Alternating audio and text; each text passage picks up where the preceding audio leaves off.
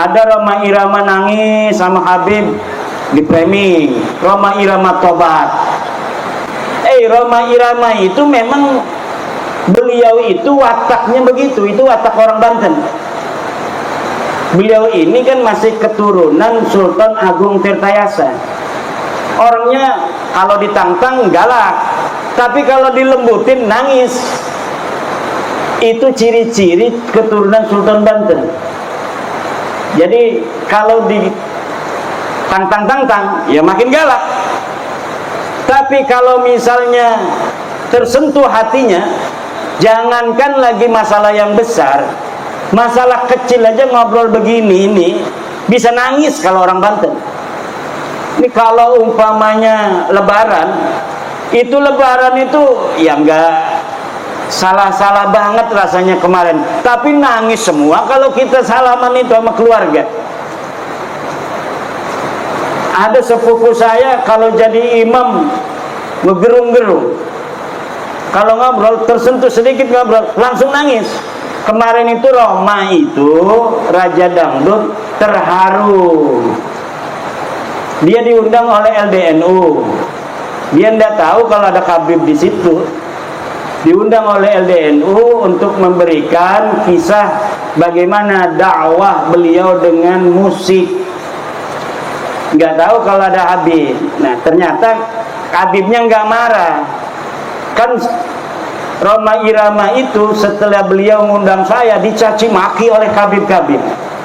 Kata Roma Irama, saya tidak percaya ente itu cucu Nabi, tapi bukan memutuskan persahabatan. Kita tetap sahabat. Beliau ini sahabatnya Rizik Syihab, beliau ini sahabatnya para kabib-kabib. Saya hanya tidak percaya kamu cucu Nabi saja. Kalau berteman kita biasa. Wong namanya mengakui cucu Nabi atau bukan itu bukan rukun iman kok. Saya hanya tidak percaya kamu cucu Nabi, tapi kita tetap bersahabat. Tetapi Rizik Syihab nggak mau, malah mencaci maki. Bahar Smith malah mencaci maki. Nah, ketika ada Habib itu di PBNU yang hadir, baik sekali adabnya, terharu itu. Bang Haji Roma Irama terharu nangis karena beliau, saya kan pernah beberapa kali ngobrol. Ya kadang-kadang ngobrol sama saya nangis juga. Ngambil tisu. Ya begitu orang yang berhati lembut. Orang berhati lembut itu gampang tersentuh hatinya.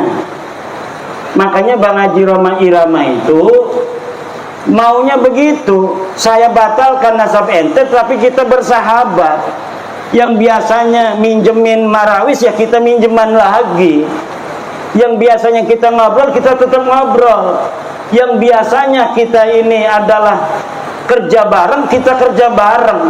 Yang biasanya bisnis bareng, kita bisnis bareng. Yang udah kagol punya mantu Balawi, nggak apa-apa, jangan suruh cerai. Kita hanya tidak percaya mereka cucu Nabi, bukan berarti kita memutuskan segalanya. Itu memang yang diungkapkan oleh Bang Haji Roma Irama, cuma di framing. Coba lihat itu framingnya. Bang Haji bertobat. Dengerin apa yang diomongin Bang Haji. Apa benar dia ngomong bahwa Balawi sekarang secucu Nabi? Tidak ada. Itu hanya framing-framing. Karena Bang Haji Roma Irama pengennya begitu. Saya batalin itu nasab ente bukan berarti kita bermusuhan. Karena memang tidak ada dalilnya. Ente ngaku tahun 895 Hijriah, sebelumnya ndak ada. Sedangkan orang yang diaku itu hidupnya tahun 345 Hijriah. Nah, di dalam tahun 345 Hijriah sudah ada kitab nasab, keturunan Nabi dicatat semua, tapi ente nggak ada. Katanya ente turunan Ubed. Ubed nggak dicatat sebagai keturunan Nabi. 550 tahun. Di dalam kitab Silsilatul Alawiyan tidak dicatat. Di dalam kitab Tahdhibul Ansab tidak dicatat. Muntaqilatut Talibiyah tidak dicatat. Al-Majdi tidak dicatat. Itu semua di abad 5. Masuk ke abad 6 ada kitab karya Imam Al-Fahru Raji, Kiai Haris. Imam Al-Fahru Razi itu seorang ahli tafsir, ahli usul fikih. Kalau ada lafaz al-imam dimutlakkan dalam usul fikih, maka al-muradu al-imam ar-Razi. Nah, beliau menulis kitab nasab. Beliau menulis kitab nasab namanya Asy-Syajarah Al-Mubarakah. Beliau menulis Ahmad bin Isa punya anaknya cuma 3, Muhammad, Ali, dan Husain. Tidak ada anak yang bernama Ubaid. Itu tahun 597 Hijriah. Kemudian muridnya penulis kitab Al-Fahri itu wafat 614 Hijriah. Menulis juga tidak ada nama Ubaid sebagai anak Ahmad bin Isa. Kemudian kitab Al-Asili, kemudian kitab As-Sabatul Musan, kemudian kitab Umdatul Talib Al-Kubra. Semuanya tidak ada yang nulis bahwa Habib ini putune Kanjeng Nabi. Tidak ada. Lah lamun wis mengkono niku premen kita arep dikon dipaksa-paksa ngakui. Wong kita wis ngedeleng kita belaka. Premen maning ukur urusanane. Apa kita harus berbohong gitu demi kamu? Bahwa kamu cucu Nabi, walaupun kita nggak percaya kan nggak bisa. Jadi udah, kata saya, ini udah selesai. Bahwa ente bukan cucu Nabi. Tes DNA ane gak melenceng di Haris. Wong India, wong Kaukasus, bukan orang Arab, nggak ada keturunan Arab sama sekali jalur laki-lakinya itu, nggak ada. Maka sudah beres saja biasa. Ayo kita bareng-bareng lagi. Yang biasanya datang tuh ke rumah saya jual minyak wangi, silakan. Saya bayarin 5.000. Yung minyak wangi 5.000 kok, pengennya 500.000. Udah, ayo dagang.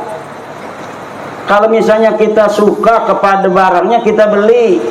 Enggak, gara-gara ente Balawi kita suka barangnya, enggak beli, enggak bakal. Ayo kayak orang-orang biasa lagi. Bahwa ente bukan cucu Nabi itu sudah hakul yakin.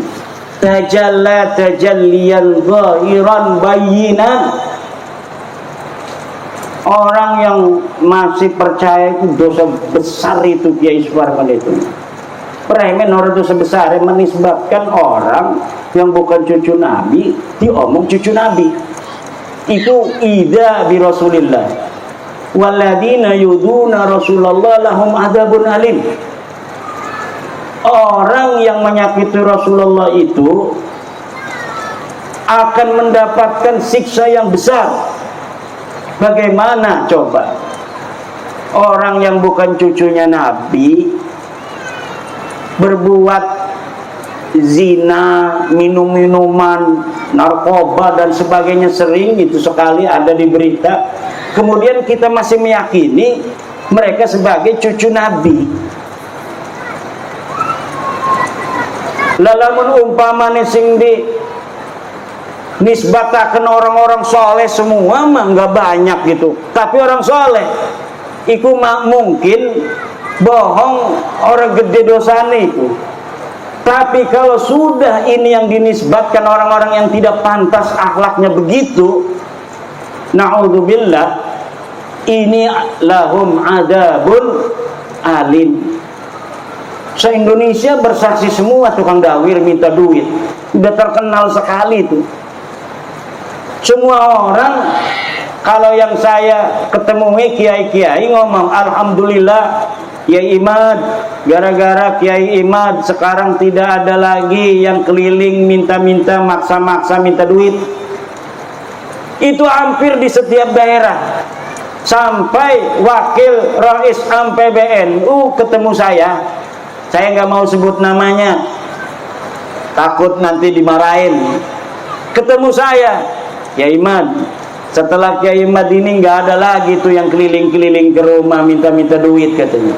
Jadi yang didawir itu pengurus MWCNU, bukan hanya tingkat MWC, tingkat ranting, tingkat Suriah pun mereka berani dawir. Suriah PBNU berani didawir sebelum bab nasab ini.